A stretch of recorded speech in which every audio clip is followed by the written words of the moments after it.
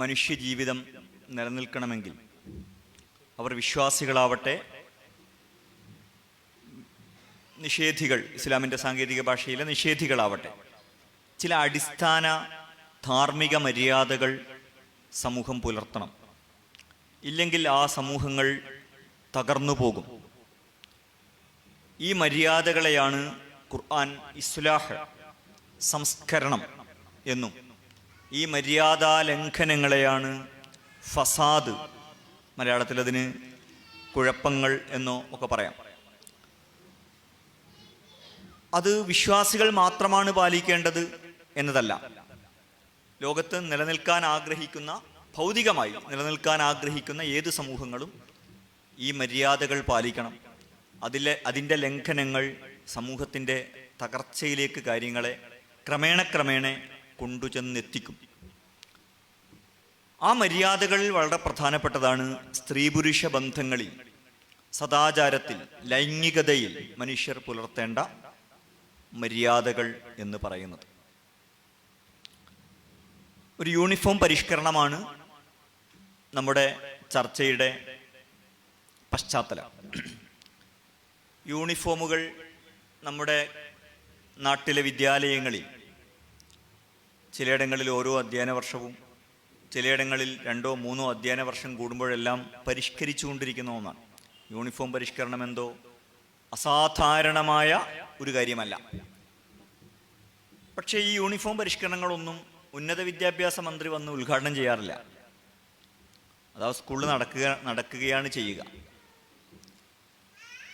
അതേസമയം ഇവിടെ യൂണിഫോം പരിഷ്കരണത്തിന് നേരത്തെ അധ്യക്ഷ സഹോദരൻ സൂചിപ്പിച്ചതുപോലെ ചില ആശയാടിത്തറകളുണ്ട് എന്ന് അവകാശപ്പെട്ടുകൊണ്ട് ഉന്നത വിദ്യാഭ്യാസ മന്ത്രി തന്നെ വന്ന് ഉദ്ഘാടനം ചെയ്ത ഒരു പരിഷ്കരണമായിരുന്നു ഇത്. അതിൻ്റെ ഒരുപാട് വശങ്ങൾ ഇവിടെ സൂചിപ്പിച്ചു. മനുഷ്യർ എല്ലാ ജീവികളും പ്രധാനമായും ആണും പെണ്ണുമാണ്. അതിനിടയിൽ ആണിൻ്റെയും പെണ്ണിൻ്റെയും സ്വഭാവ വ്യതിയാനങ്ങൾ ഉള്ള ആളുകളും വളരെ കുറഞ്ഞ അളവിൽ ഉണ്ടാകാം, അല്ലെങ്കിൽ ഉണ്ട്. അപ്പോൾ നേരത്തെ സൂചിപ്പിച്ചതുപോലെ ഇവർക്കെല്ലാം ഇടയിൽ ലിംഗനീതിയാണ് ലോകത്ത് ഉണ്ടായിത്തീരേണ്ടത്, ലിംഗസമത്വം അല്ല. സമത്വം എന്നതുകൊണ്ട് നീതി എന്നാണ് അർത്ഥമാക്കുന്നത് എങ്കിൽ പണ്ട് ഖലീൽ ജിബ്രാന്റെ ഒരു കഥയുണ്ട്. രണ്ടാളുകൾ ഇപ്പോൾ രാത്രിയാണോ പകലാണോ എന്ന് തർക്കിച്ചു കൊണ്ടിരുന്നു. അങ്ങനെ കുറേ നേരം തർക്കിച്ച ശേഷം ഈ പകലാണ് എന്ന് പറയുന്ന ആളോട് രാത്രിയാണ് എന്ന് പറയുന്ന ആൾ ചോദിച്ചു, ഈ പകൽ എന്നതുകൊണ്ട് നീ എന്താണ് ഉദ്ദേശിക്കുന്നത് എന്ന് ചോദിച്ചു. ആൾ പറഞ്ഞു, അതറിയില്ല. പകലിൽ ചുറ്റും ഇരുട്ടായിരിക്കും, സൂര്യൻ ഉണ്ടാവില്ല, ആകാശത്ത് നക്ഷത്രങ്ങൾ ഉണ്ടാവും, ഇതിനാണല്ലോ പകൽ എന്ന് പറയാം. അപ്പോൾ പറഞ്ഞു, ശരി, ഇപ്പൊ പകലാണ്. ഇതുപോലെ സമത്വം എന്നതുകൊണ്ട് അർത്ഥമാക്കുന്നത് നീതിയാണ് എന്ന് സമ്മതിച്ചാൽ ഓക്കെ. പക്ഷെ ഇവിടെ ഉണ്ടാക്കാൻ ശ്രമിക്കുന്നത് വളരെ യാന്ത്രികമായ സമത്വമാണ്. പ്രത്യേകിച്ച് ആണ് പെണ്ണ് എന്ന് പറയുന്നത് പ്രകൃതിപരമായി വ്യത്യസ്തതകൾ കൂടിയുള്ള, വ്യത്യസ്തത മാത്രമുള്ളതല്ല, വ്യത്യസ്തതകളുമുള്ള രണ്ട് ഐഡന്റിറ്റികളാണ്. ഈ വ്യത്യസ്തതകളെ പാടെ നിരാകരിച്ചുകൊണ്ട് അവയ്ക്കിടയിൽ സമത്വം ഉണ്ടാക്കാൻ ശ്രമിച്ചാൽ അത് വളരെ ദയനീയമായി പരാജയപ്പെടും എന്നത് മനുഷ്യനാഗരികത ഇത് സംബന്ധിയായി പല പാഠങ്ങളും നമുക്ക് നൽകുന്നുണ്ട്. ഇങ്ങനെ നടപ്പിലാക്കാൻ ശ്രമിച്ച ഒരു ആശയമായിരുന്നു, അല്ലെങ്കിൽ ഇപ്പോഴും നടപ്പിലാക്കിക്കൊണ്ടിരിക്കുന്ന ആശയമാണ് വികസനം. കേരളയിൽ കൂടി ചർച്ച ചെയ്യപ്പെടുന്ന ഒരു കാലമാണിത്. നമ്മൾ ജീവിക്കുന്ന ഒരു പ്രകൃതിയുണ്ട്. ആ പ്രകൃതിയുടെ താളവും താല്പര്യങ്ങളും ഒന്നും പരിഗണിക്കേണ്ടതില്ല. മനുഷ്യർക്ക് വലിയ ഇൻഫ്രാസ്ട്രക്ചറുകൾ ഉണ്ടാവുക, അത് വികസനമാണ്, പുരോഗതിയാണ്. അതാണ് മനുഷ്യന്റെ ഏറ്റവും വലിയ നേട്ടവും സൗഭാഗ്യവും. അതിനെ എതിർക്കുന്നവർ പിന്തിരിപ്പന്മാരാണ്, വികസന വിരോധികളാണ്. ഇതൊരു ആശയമാണ്. പക്ഷെ ആശയം കൊണ്ട് പ്രകൃതിയെ വെല്ലുവിളിച്ചാൽ ആത്യന്തികമായി വിജയിക്കുക പ്രകൃതിയാണ്. ആശയങ്ങളോട് പ്രകൃതി പ്രതികാരം ചെയ്യുകയാണ് ചെയ്യുക. അതിന് വലിയൊരു സംവാദമൊക്കെ നടത്തി തെളിയിക്കേണ്ട കാര്യമൊന്നുമല്ല. ഈ ജനറൽ ന്യൂട്രാലിറ്റി നടത്തുന്ന സ്കൂളിലും മുഖ്യമായ വേറൊരു പ്രവർത്തനം കാലാവസ്ഥാ വ്യതിയാനത്തിനെതിരെയുള്ള പ്രവർത്തനങ്ങളാണ്.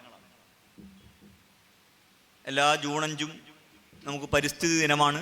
പരിസ്ഥിതി സംബന്ധിയായി ധാരാളം പ്രവർത്തനങ്ങൾ നമ്മുടെ സർക്കാരുകൾ, അതേപോലെ വിദ്യാലയങ്ങൾ, ഇങ്ങനെയുള്ള ഔപചാരിക സ്ഥാപന സംവിധാനങ്ങളെല്ലാം നടത്തിക്കൊണ്ടിരിക്കുന്ന ഒരു കാലമാണിത്. എന്ന് മാത്രമല്ല, ഈ വലിയ കാലാവസ്ഥാ വ്യതിയാനവും പാരിസ്ഥിതിക തകർച്ചയും ഉണ്ടായത് മുതലാളിത്ത വികസന രീതിയുടെ ഫലമായിട്ടാണ്. ആ മുതലാളിത്ത രാജ്യങ്ങളിലെ ഭരണാധികാരികൾ തന്നെ വട്ടത്തിലിരുന്ന് എങ്ങനെ കാലാവസ്ഥാ വ്യതിയാനം തടയാം, അല്ലെങ്കിൽ പ്രകൃതിയെ പൂർവ്വസ്ഥിതിയിലാക്കാം എന്നൊക്കെ ചർച്ച ചെയ്തുകൊണ്ടിരിക്കുന്ന കാലമാണിത്. ഇതേപോലെ ഇതൊരു പാരിസ്ഥിതിക മലിനീകരണമാണെങ്കിൽ ഇതൊരു സദാചാര മലിനീകരണമാണ്. രണ്ട് കാര്യമാണ് ഈ സന്ദർഭത്തിൽ ഞാൻ പറയാൻ ശ്രമിക്കുന്നത്. അപ്പൊ അതുകൊണ്ട് തന്നെ എങ്ങനെയാണോ പ്രകൃതിയെ വെല്ലുവിളിച്ച് വികസനമെന്ന ആശയം നടപ്പിലാക്കിയപ്പോൾ അത് വലിയ പാരിസ്ഥിതിക തകർച്ച, അതിന്റെ ഉദാഹരണം വളരെ സിമ്പിളാണ് അല്ലേ? പണ്ട് ശാസ്ത്ര സാഹിത്യ പരിഷത്തുകാരാണ് അതിന്റെ ഏറ്റവും നല്ല ഒരു ഉപമ അല്ലെങ്കിൽ ഒരു രൂപകം നമ്മളെ പഠിപ്പിച്ചത്. ഇരിക്കുന്ന മുമ്പ് മുറിക്കുക, നിലനിൽക്കില്ല. അതിങ്ങനെ ഇരുന്നുകൊണ്ട് മുറിച്ചുകൊണ്ടിരിക്കുകയാണ്. അത് മുറിഞ്ഞു വീഴുന്നത് വരെ അത് വലിയൊരു മഹത്തായ പ്രവർത്തനമാണെന്ന് പറഞ്ഞുകൊണ്ടിരിക്കാം. പൂർത്തിയാവുമ്പോൾ നമ്മൾ മറിഞ്ഞു വീഴും, തകരും. ഞാൻ നേരത്തെ പറഞ്ഞ ഫസാദ്, തകർച്ചയാണത്. അതുകൊണ്ടാണ് ഖുർആൻ പറഞ്ഞത് കടലിലും കരയിലും ഫസാദ് വ്യാപിച്ചിരിക്കുന്നു എന്നത്. എല്ലാ ഫസാദുകളും അതത് സമൂഹങ്ങളുടെ തകർച്ചയിലാണ് ചെന്ന് പര്യവസാനിക്കുക എന്നത് വളരെ പ്രധാനപ്പെട്ട അത് പാരത്രിക ജീവിതവുമായി ബന്ധപ്പെട്ട കാര്യമല്ല, ഐഹിക ജീവിതവുമായി ബന്ധപ്പെട്ട കാര്യമാണ്. അത് വിശ്വാസികളുമായി മാത്രം ബന്ധപ്പെട്ട കാര്യമല്ല, എല്ലാ മനുഷ്യരുമായും അവിടെ ജീവിക്കുന്ന എല്ലാവരുമായും ബന്ധപ്പെട്ട കാര്യമാണ്. അപ്പോ ഇത് ഇപ്പൊ വലിയൊരു എല്ലാ പുതുമക്കും ഒരു ആകർഷണീയതയുണ്ടാവും.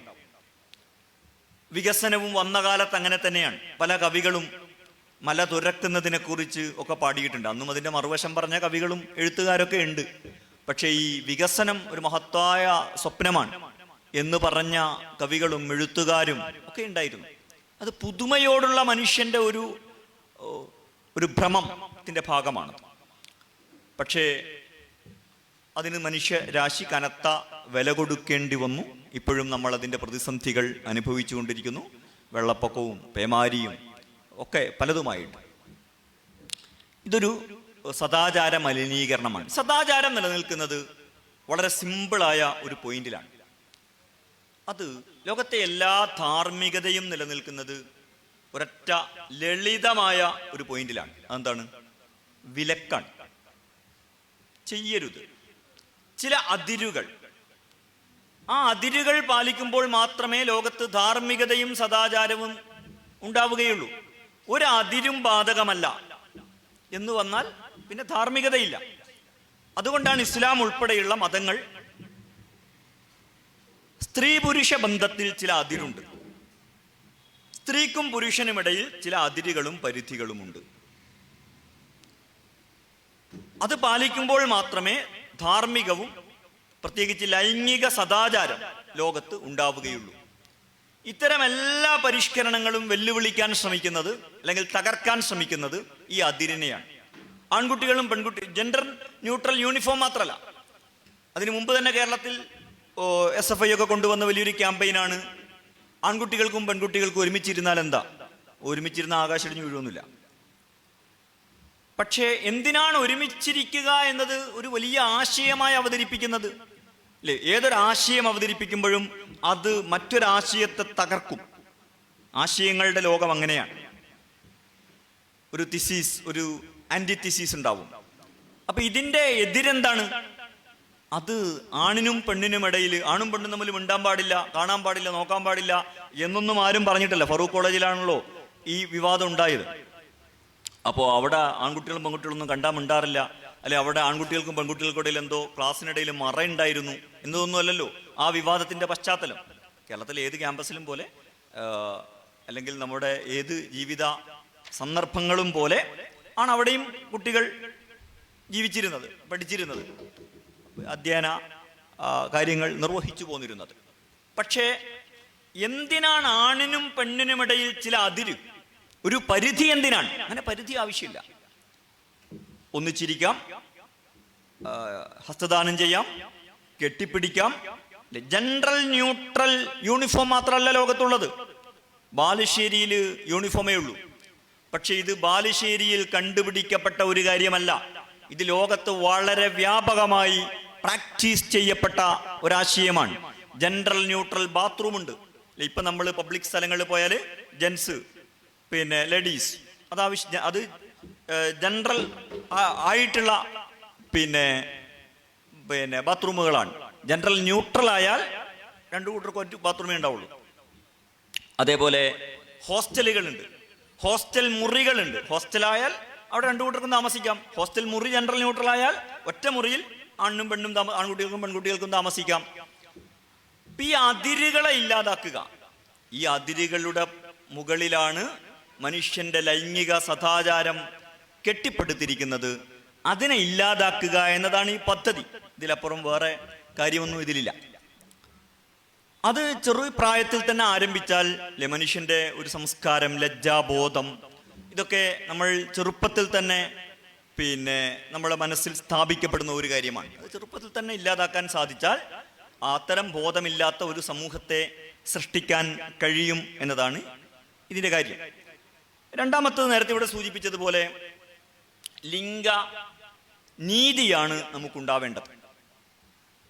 വളരെ വ്യത്യസ്തതയുണ്ട് എന്ന് പറയുന്നതിൻ്റെ അർത്ഥം യാതൊരു സമാനതകളുമില്ല എന്നല്ല. സമാനത ഉള്ളതോടൊപ്പം വ്യത്യസ്തതകളുമുണ്ട്. ആ വ്യത്യസ്തതയുള്ളവർക്കിടയിൽ സമ്പൂർണ്ണ സമത്വം നടപ്പിലാക്കാൻ ശ്രമിച്ചാൽ, നേരത്തെ പറഞ്ഞു, ഒന്നത് അപ്രായോഗികമായിരിക്കും, മറ്റൊന്ന്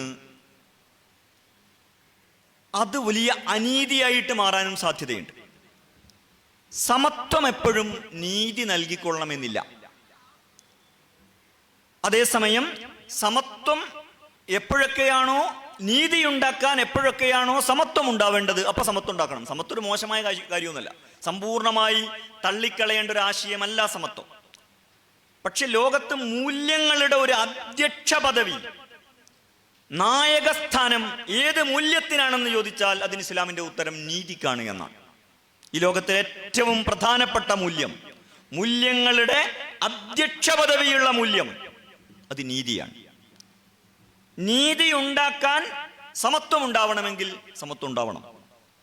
സമത്വം ഉണ്ടാവേണ്ടത് കൊണ്ടല്ല, അത് നീതി ഉണ്ടാവാനുള്ള വഴി, മാർഗം സമത്വം ഉണ്ടാവലാണ് എന്നതാണ്. ഇനി സമത്വം ഉണ്ടാക്കിയാൽ അനീതി ഉണ്ടാവും എങ്കിൽ സമത്വം ഉണ്ടാക്കരുത്. കാരണം സമത്വമല്ല ആത്യന്തിക ലക്ഷ്യം. രണ്ടിനും ഉദാഹരണം പറയാം. ഇന്ത്യ ഉൾപ്പെടെയുള്ള ലോകത്ത് പല രാജ്യങ്ങളിലും സംവരണ സംവിധാനമുണ്ട്. അത് സമത്വമല്ല. 50% സീറ്റിൽ എല്ലാവർക്കും മത്സരിക്കാൻ പറ്റില്ല. SC, ST, OBC ഇങ്ങനെ ആരാണോ അതിലെ സംവരണീയർ അവർക്കേ മത്സരിക്കാൻ പറ്റുള്ളൂ. എന്നല്ല, ഇന്ത്യയിലെ സംവരണ വിരുദ്ധ പ്രസ്ഥാനങ്ങളുടെ എക്കാലത്തെയും ഡിമാൻഡ് അല്ലെങ്കിൽ അവരാവശ്യപ്പെട്ടത് സമത്വം വേണമെന്നാണ്. അവരുടെ മൂവ്മെന്റുകളുടെ 1990 VP Singh Mandal commission report നടപ്പിലാക്കി പിന്നോക്ക ജനവിഭാഗങ്ങൾക്ക് 27% സംവരണം ഏർപ്പെടുത്തിയപ്പോൾ അതിനെതിരെ ഡൽഹിയിലെ അല്ലെങ്കിൽ കേന്ദ്ര സർവകലാശാലകളിൽ വലിയ പ്രക്ഷോഭം നടന്നു. ആ മൂവ്മെന്റുകളുടെ പേര് മൂവ്മെന്റ് ഫോർ ഈക്വാലിറ്റി എന്നാണ്. സമത്വമാണ് അവർ ആവശ്യപ്പെട്ടത്. എന്നാൽ സംവരണത്തിന്റെ ബേസ് എന്താണ്? സോഷ്യൽ ജസ്റ്റിസ് ആണ്, സാമൂഹ്യ നീതിയാണ്. നമ്മുടെ ബസ്സിലെ സീറ്റുകൾ സമ്പൂർണമായി ജനറൽ ന്യൂട്രൽ അല്ല. ചില സീറ്റിനെങ്കിലും ജെൻഡർ ഉണ്ട്. കുറച്ച് സീറ്റ് സ്ത്രീകൾക്ക് സംവരണമാണ്. കാരണം ഒരു തിരക്കുള്ള ബസ്സിൽ കയറുന്നവൻ കയറട്ടെ എന്ന് വെച്ചാൽ, കിട്ടുന്നവന് സീറ്റ് കിട്ടട്ടെ എന്ന് വെച്ചാൽ മിക്കവാറും സീറ്റ് കൈക്കരുത്തുള്ള ആണുങ്ങൾക്ക് കിട്ടാനാണ് സാധ്യത. അത് നീതിയല്ല. ആണിനെ പോലെ തന്നെ സീറ്റിലിരിക്കാനുള്ള അവകാശം പെണ്ണിനുമുണ്ട്. എന്നാൽ ചിലപ്പം പെണ്ണിന് കൂടുതൽ പരിഗണന നൽകുക എന്നതായിരിക്കും നീതി. ഇനി പെണ്ണുങ്ങളുടെ സംവരണത്തിനിടയിൽ ഉപസംവരണമുണ്ട്. നമ്മുടെ പാർലമെന്റിൽ സ്ത്രീ സംവരണ ബില്ലിന്റെ ചർച്ചയിൽ ഉപസംവരണവുമായി ബന്ധപ്പെട്ട ഒരു തർക്കത്തിലാണ് അത് പാസ്സാകാതെ കിടക്കുന്നത്. കാരണം സ്ത്രീകൾക്ക് സംവരണം ചെയ്താൽ അത് ഭൂരിഭാഗവും അപ്പർ കാസ്റ്റ് സ്ത്രീകൾക്ക് ലഭിക്കാനാണ് സാധ്യത. അതുകൊണ്ട് അതിനകത്ത് പിന്നോക്ക വിഭാഗം സ്ത്രീകൾക്ക് സംവരണം വേണമെന്നതാണ് ഇന്ത്യയിലെ പിന്നോക്ക രാഷ്ട്രീയ പ്രസ്ഥാനങ്ങളുടെ സ്ഥിരമായുള്ള ആവശ്യം. അതുകൊണ്ടാണ് ഇത് പാസ്സാകാതെ പോകുന്നത്. അതുപോലെ നമ്മളുടെ ബസ്സിലെ സ്ത്രീ സംവരണത്തിനകത്ത് ഉപസംവരണമുണ്ട്. അമ്മയും കുഞ്ഞിനും സീറ്റുണ്ട് അല്ലേ? അങ്ങനെ ഒരു ഉപസംവരണം ഇല്ലെങ്കിൽ ആ സീറ്റ്, സ്ത്രീകൾക്ക് സംവരണം ഉണ്ടെങ്കിലും ആ സീറ്റ് കൈക്കുഞ്ഞില്ലാത്ത സ്ത്രീകളിൽ കരുത്തുള്ള അവർക്ക് ലഭിക്കാനാണ് സാധ്യത. അപ്പോൾ ഇനി ഒരുപാട് ഉദാഹരണം പറയാൻ പറ്റും. അപ്പൊ യാന്ത്രികമായി സമത്വം അങ്ങ് നടപ്പിലാക്കിയാൽ നീതി ഉണ്ടാവില്ല, പലപ്പോഴും നീതിക്കെതിരായിരിക്കും. പക്ഷെ നീതി ഉണ്ടാകാൻ സമത്വം നടപ്പിലാക്കേണ്ട സന്ദർഭമുണ്ട്. ഇപ്പൊ പ്രവാചകൻ പറയുന്നുണ്ട്, ഒരാൾക്ക് ഒരു പെൺകുട്ടി ഉണ്ടായി, അയാൾക്ക് നേരത്തെ ആൺകുട്ടിയുണ്ടെന്ന് എന്നാണ് ഹദീസിൽ നിന്ന് മനസ്സിലാവുന്നത്. അല്ലെങ്കിൽ ആൺകുട്ടിയുണ്ട് പെൺകുട്ടിയുണ്ട്, എന്നിട്ട് ആ പെൺകുട്ടിയെ അയാൾ കുഴിച്ചു മൂടിയില്ല. അറേബ്യയുടെ അന്നത്തെ കോണ്ടസ്റ്റിലാണ് അതിനെ മനസ്സിലാക്കേണ്ടത്. ഈ ആൺകുട്ടിക്കും പെൺകുട്ടിക്കും ഇടയിൽ വിവേചനം കൽപ്പിക്കാതെ വളർത്തി എങ്കിൽ അവന് സ്വർഗമുണ്ട്. അബൂദാവൂദ് റിപ്പോർട്ട് ചെയ്ത ഹദീസാണ്. അപ്പൊ അവിടെ വിവേചനം കൽപ്പിക്കാതിരിക്കുക, ഈക്വാലിറ്റി എന്നതാണ്. ഇന്ന് വിദ്യാഭ്യാസത്തിൽ ആൺകുട്ടികൾക്കും പെൺകുട്ടികൾക്കും ഈക്വാലിറ്റി ഉണ്ടാവണം, തുല്യ അവസരം ഉണ്ടാവണം. അപ്പോ സമത്വം ഉണ്ടാവേണ്ട സന്ദർഭവുമുണ്ട്, അത് നീതി സ്ഥാപിക്കും. അതേസമയം സമത്വം ഉണ്ടായാൽ നീതി സ്ഥാപിക്കപ്പെടാത്ത സന്ദർഭങ്ങളും ഉണ്ട്. അവസാനമായി നേരത്തെ അധ്യക്ഷ സഹോദരൻ സൂചിപ്പിച്ചതുപോലെ ഇതെന്തിനാണെന്ന് ചോദിച്ചാൽ ഇതൊരു കമ്മ്യൂണിസ്റ്റ് അജണ്ടയല്ല, ഇതൊരു മുതലാളിത്ത അജണ്ടയാണ്. മുതലാളിത്തത്തിൻ്റെ ഒരു വലിയ പ്രത്യേകത, അത് വളരെ ഇന്നവേറ്റീവാണ്. പുതിയത് നിരന്തരം അന്വേഷിച്ചു കൊണ്ടിരിക്കുന്ന ഒരു ആശയ പ്രയോഗ പദ്ധതിയാണത്. മുതലാളിത്തം കച്ചവടമാണ് അല്ലേ? അപ്പൊ നിലവിലുള്ള കച്ചവടം എങ്ങനെ ഉഷാറായിട്ട് നടത്താം എന്ന് മാത്രമല്ല മുതലാളിത്തം ചിന്തിക്കുക, മറിച്ച് ഇപ്പോൾ കച്ചവടമല്ലാത്ത മനുഷ്യ ജീവിതത്തിന്റെ മേഖലകളെ എങ്ങനെ കച്ചവടത്തിലേക്ക് കൊണ്ടുവരാം, അവിടെ എങ്ങനെ ഇൻവെസ്റ്റ്മെന്റ് നടത്താം, അവിടെ എങ്ങനെ ലാഭം ഉണ്ടാക്കാം. സിമ്പിൾ ഉദാഹരണം പറയാം. നമ്മളിപ്പോൾ ഈ സ്റ്റേജിൽ കാണുന്നില്ല, അവിടെ ഉണ്ട്, കുപ്പിവെള്ളം ഉണ്ടാവും ഏത് സദസ്സിൽ പോയാലോ അല്ലേ? എൻ്റെയൊക്കെ ഒരു പ്രായത്തിലുള്ള ആളുകൾക്ക് തന്നെ കുപ്പിവെള്ളമില്ലാത്തൊരു കാലം ഓർമ്മയുണ്ട്. അന്നൊക്കെ ഞാൻ ഉൾപ്പെടെ വിദ്യാർത്ഥി പ്രസ്ഥാനത്തിൻ്റെയൊക്കെ ഭാഗമായിട്ട് കേരളത്തിൽ മാത്രമല്ല ഇന്ത്യയിൽ പല സ്ഥലങ്ങളിലും യാത്ര ചെയ്തിട്ടുണ്ട്. ഡൽഹി വരെയൊക്കെ യാത്ര ചെയ്തിട്ടുണ്ട്. അത് നമ്മൾക്ക് കുപ്പിവെള്ളമില്ല, മറിച്ച് നമ്മൾ ഒന്നുകിൽ വെള്ളം ഇവിടുന്ന് ശേഖരിച്ച് കൊണ്ടുപോകും. പിന്നെ വഴിയിലുടനീളം റെയിൽവേ സ്റ്റേഷനിൽ നിന്നും വെള്ളം കിട്ടും. പണ്ട് കാലത്ത് യാത്രക്കാർക്ക് വെള്ളം ലഭ്യമായിരുന്ന തണ്ണീർ മന്ദിറുകൾ ഉത്തരേന്ത്യയിലും തണ്ണീർ പന്തലുകൾ നമ്മുടെ നാട്ടിലുണ്ട്. അതുകൊണ്ടാണ് ഈ പല പ്രദേശങ്ങളിലും തണ്ണീർ പന്തലുകൾ എന്ന് സ്ഥലനാമമുള്ളത്. അപ്പോൾ അത് അവർ മനസ്സിലാക്കി ഇതൊരു വലിയ കച്ചവട സാധ്യതയാണ്. വെള്ളം കുപ്പിയിലാക്കിയിട്ട് കൊടുക്കുക, 15 രൂപയ്ക്ക് വിൽക്കുക. അത് മുമ്പ് സങ്കല്പിക്കാൻ പറ്റാത്തൊരു കാര്യമാണ്. പച്ചവെള്ളം കുപ്പിയിലാക്കിയിട്ട് വിൽക്കും, അത് വാങ്ങും എന്നല്ല. മുതലാളിത്തം അങ്ങനെ വിൽക്കുമെന്ന് മുതലാളിത്തത്തിനെതിരെ നേരത്തെ പറഞ്ഞ വിദ്യാർത്ഥി പ്രസ്ഥാനത്തിന്റെ ഭാഗമായിട്ട് നമ്മളൊക്കെ പ്രസംഗിച്ചിട്ടുണ്ട്. പക്ഷെ അതിന്ന് വളരെ നോർമലാണ്. അപ്പൊ ഇതുപോലെ ലൈംഗികത ഒരു വലിയ കച്ചവട സാധ്യതയുള്ള ലോകമാണ്. അപ്പൊ കച്ചവട സാധ്യതയെക്കുറിച്ച് മുതലാളിത്തം ആലോചിച്ചാൽ കച്ചവട സാധ്യത ഒരു കാര്യത്തെ ടാപ്പ് ചെയ്യുന്നതിന് മുമ്പിലുള്ള തടസ്സം എന്താണെന്ന് അവർ ആലോചിക്കും. ആ സാധ്യതയെ ഇല്ലാതാക്കുക എന്നത് അവരുടെ പദ്ധതിയാണ്. അപ്പൊ എന്താ തടസ്സം? ആണിനും പെണ്ണിനും ഇടയിൽ ചില മറയും തുറയൊക്കെ ഉണ്ട്. ഇപ്പോൾ അതിങ്ങനെ ഉണ്ടായാൽ ഈ കച്ചവടത്തിന് വലിയ സാധ്യതയൊന്നുമില്ല. അത് പൊളിയണം. ആണും പെണ്ണും സ്വതന്ത്രമായി ഇടപഴകണം. അപ്പൊ അതിന് പറയുന്ന ന്യായം എന്താ അറിയോ? ആണും പെണ്ണും തമ്മിൽ വ്യത്യാസമില്ല, ഇതൊരു മഹാചതിയാണ്, പറ്റിക്കലാണ്. വ്യത്യാസം ഉണ്ട് എന്ന് അപ്പോഴും മുതലാളിത്തത്തിന് അറിയാം. എന്നല്ല, ആ വ്യത്യാസത്തിലാണ് അവരുടെ കണ്ണ്. നമ്മൾ ഈ ആണും പെണ്ണും തമ്മിൽ വ്യത്യാസം ഉണ്ടെന്ന് പറയുന്നില്ലേ?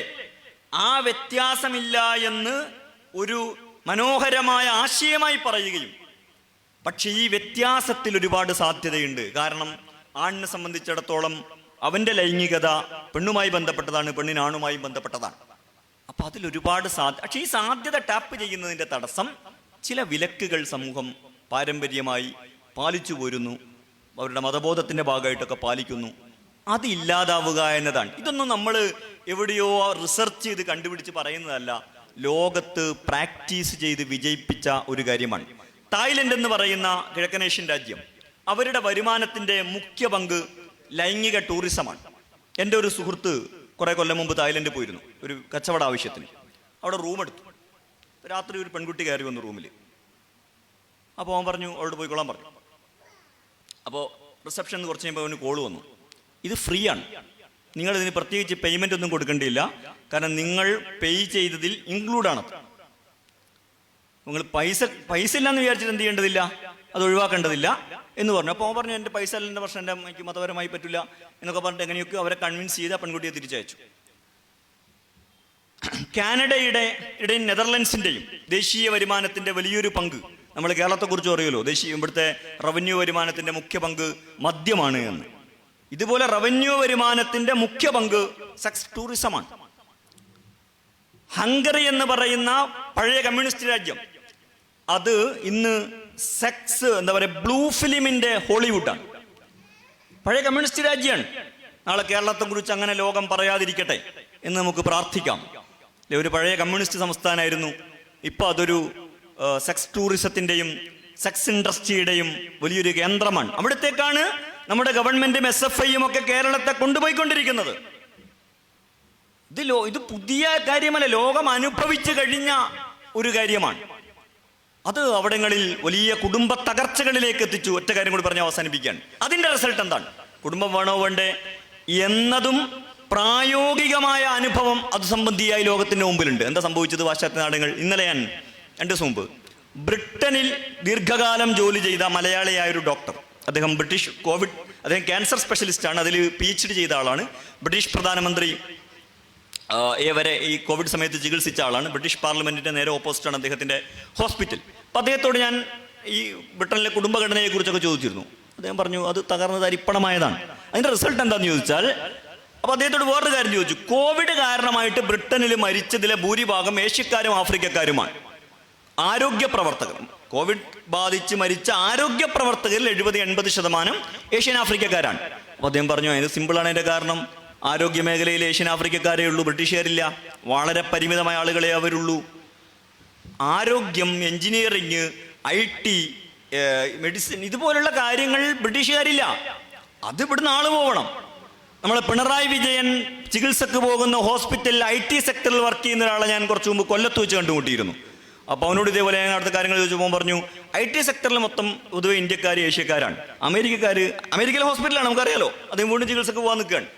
അപ്പോൾ അവിടെ അവരില്ല, കാരണം അവരുടെ കുടുംബ വ്യവസ്ഥ തകർന്ന് തരിപ്പണമായതാണ്. അതുകൊണ്ട് തന്നെ ക്വാളിറ്റിയുള്ള ഒരു മനുഷ്യ വിഭവശേഷിയെ പ്രൊഡ്യൂസ് ചെയ്യാൻ അവർക്ക് കഴിയില്ല. അവരക്കാര്യത്തിൽ മറ്റു രാജ്യങ്ങൾ അവലംബിക്കുകയാണ് ചെയ്യുന്നത്.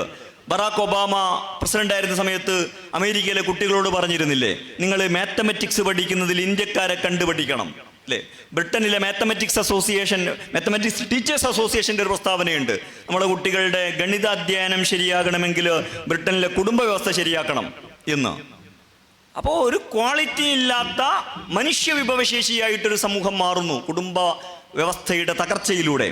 അതിലേക്കാണ് നമ്മുടെ സംസ്ഥാനത്തെയും ഇവർ കൊണ്ടെത്തിക്കാൻ പോകുന്നത്.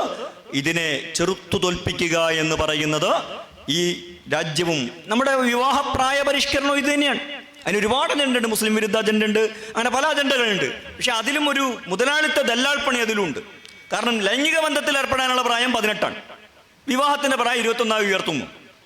അപ്പോൾ ഒരു ലൈംഗിക വിപണിയുടെ വലിയൊരു സാധ്യതയെ തുറന്നു വെക്കുക, വിപണിക്ക് വേണ്ടി ദല്ലാൾപ്പണി എടുക്കുകയാണ് കേന്ദ്ര സംസ്ഥാന ഗവൺമെന്റുകൾ ചെയ്യുന്നത്. അവരിപ്പോൾ ആകെ കൂടി ചെയ്യുന്ന പണി അതാണല്ലോ അല്ലേ?